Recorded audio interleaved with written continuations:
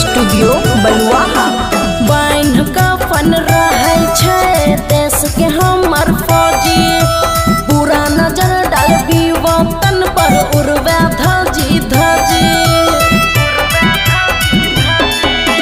बाइन कफन रहे छे देश के हमर फौजी, बुरा नजर डालबी वतन पर उड़वे धजी धजी।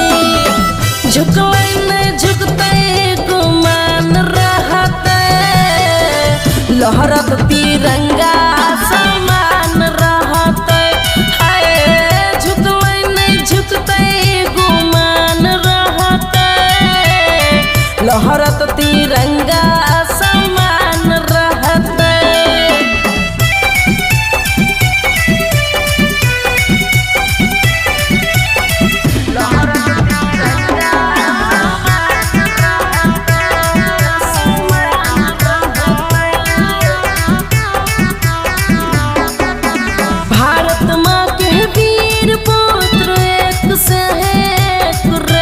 सुभाष चंद्र भगत सिंह जेहनो अनेक रे, भारत माँ के वीर पुत्र एक से एक रे। सुभाष चंद्र भगत सिंह जेहनो अनेक रे, बॉर्डर फाइन घुसे छी तू बन के जिहादी, बूटी बूटी कटबौरे झुकले नहीं झुकते गुमान रहते, लहरत तिरंगा आसमान रहते। हाय झुकले नहीं झुकते गुमान रहते, लहरत तिरंगा आसमान रहते।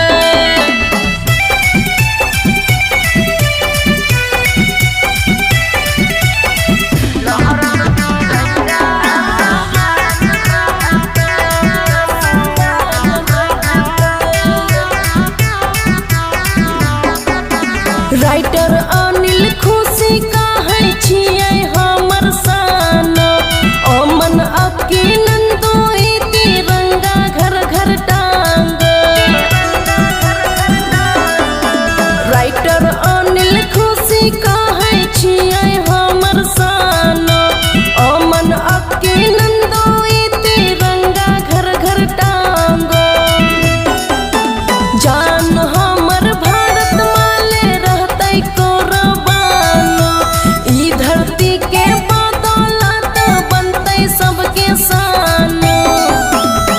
झुकले नहीं झुकते गुमान रहते, लहरत तिरंगा समान रहते। हाय झुकले नहीं झुकते गुमान रहते, लहरत तिरंगा समान रहते। खुशी रिकॉर्डिंग स्टूडियो बलुआ।